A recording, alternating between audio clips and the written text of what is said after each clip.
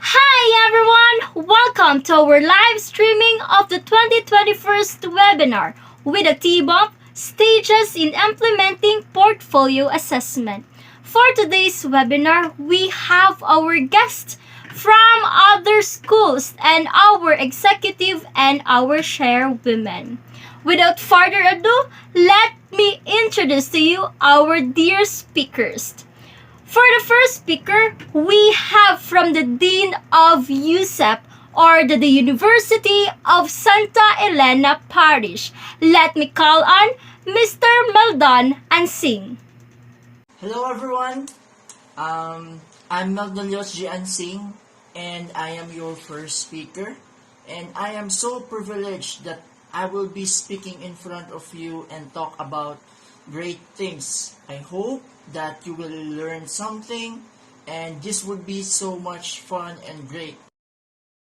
There you have it, our first speaker. Now let me call on our second speaker from MPK or the Mang Penang's College. Let me call on Miss Mylene Assist. Hi everyone, I am Mylene Assis and I am so grateful to be one of the speakers in this webinar. Thank you, Miss Assis. Now let us welcome for the third speaker, Vice President of MMK or Maanyag Mo College, Mr. Joshua Simbahon. Okay, thank you Miss Sedenio, our MC for this webinar. Thank you for that introduction, that great introduction for me. So once again, good morning. Yes, I'm Joshua Simbahon, one of the speakers for today's webinar. But before I share the topic, I would like to say thank you for inviting me for this webinar. It's a pleasure and honor to share with you my insights. Thank you, Mr. Joshua Simbahon. Now, let us welcome our chairwoman of the whiteboard, Miss Kyla Suzanne Moriles, as our fifth speaker. Good morning, students and teachers. I'm Kyla Suzanne Moriles. I will impart knowledge later on, and I am expecting for your cooperation. And I'm yours truly, Miss Mercy H. Sedanya from UMD, University of Magandang Dilag. Now that our speakers are ready, so what are we waiting for? Let me give them the floor to give us the information of the stages in implementing portfolio assessment. Just sit back, relax, and enjoy the webinar. Stages in implementing portfolio assessment, stage 1.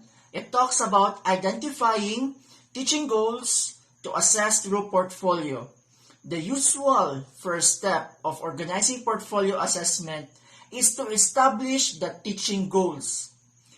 It is very important at this stage to be very clear about what the teacher hopes to achieve in teaching. These goals will guide the selection and assessment of students' work for the portfolio. In order to do this, the teacher should ask himself or herself for what do the students want to learn, and choose several goals to focus on. For example, general goals such as improvement in fluency of speech or independent reading, and specific goals such as scanning a text or story. The Enhanced Basic Education Curriculum or K-12 contains many examples of goals called benchmarks. This shows progress towards the overall standards of a subject matter to be learned, and it is often suggested that at this stage you be done together with the students, asking them what they want and what they need to learn in particular subject matter. Stage 2 is all about introducing the idea of portfolio assessment to your class. Portfolio assessment is a new thing for many students who are used to traditional testing. For this reason, it is important for the teacher to introduce the concept to the class. Perhaps he can start by explaining the meaning of the word portfolio. Portfolio comes from the word portare, which means carry, and foglio, which means sheet of paper. If you can invite artists or architects to come and visit your class, bringing with them their own set of portfolios, then this will help convey the principle of portfolio as a selection of a student's work, showing progress in different areas or skills. If you have your own portfolio, then this will help conveying the information to the students, or it is called as the exemplar method. In order to convince your students that portfolio assessment is worth a try, ask them to enumerate their problems with the traditional testing. Tell them that portfolio assessment will assess them in a much farther way than traditional testing would. It is also important to inform the students how much weight the portfolio will have in the computation of their final grades, and just what is going to be replaced by the portfolio. There you have it. You have known the first and second stage of implementing portfolio assessment. Now we will move on about the third stage, the specification of portfolio content. In this stage, you must specify what and how much entries have to be included in the portfolio.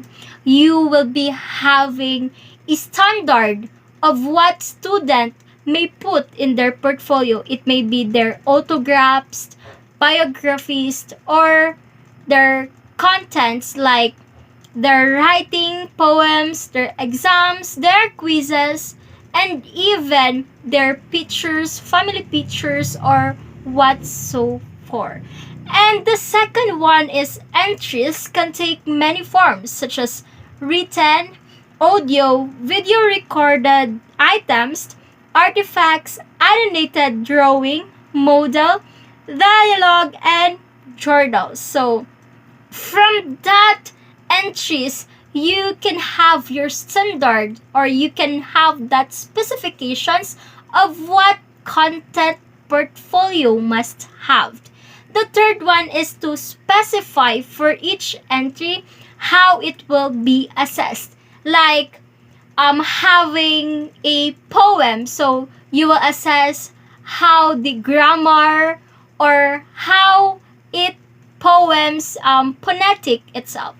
The fourth one is acquaint the students with the scoring guide, rating scales before performing the task. It is really important for the students to know how you will assess their portfolio, for them to evaluate themselves or their works, their portfolio before it's submitting to you, for it will be the best of the rest. Go to the stage 4, giving clear and detailed guidelines for portfolio presentation. Here, the teacher must set a clear guidance and detailed information on how the portfolios will be presented, because there is a tendency for the students to present as many evidence of learning. So, why is it important to present or to give them a clear guidance and detailed information? So, because sometimes there is confusions and students will be left hanging.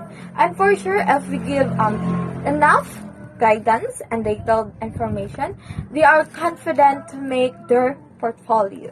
In addition, the teacher should explain the need for clear and attractive presentation so that the student will know how to make their portfolio attractive, and they will meet the expectation of the teacher and Also, the data drops and students should attach reflections or comment cards.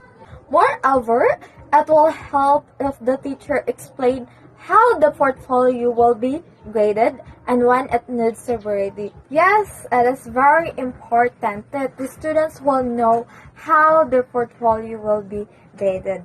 So, for instance, a teacher should prepare a rubrics or rating scale. For this reason, the students will improve their portfolio because they know what are those criteria that should be met in making a portfolio. Stage 5 says informing key schools officials, parents, and other stakeholders. The content of this stage was to inform or notify the very important persons that lies in the school you're in which as a teacher or an assessor, you're obliged to notify them. The high-ranking officials of the school that you're using portfolio as one of the assessment method. And there's a reason for that, in which later time the students might have complaints or issues about the assessment method, and informing them serves your precaution and assurance. Not only high-ranking officials are needed to be informed, but also the parents of the students. That's also that needed to be informed, or it's a must. That's all for my part for this webinar. Thank you and have a blessed morning.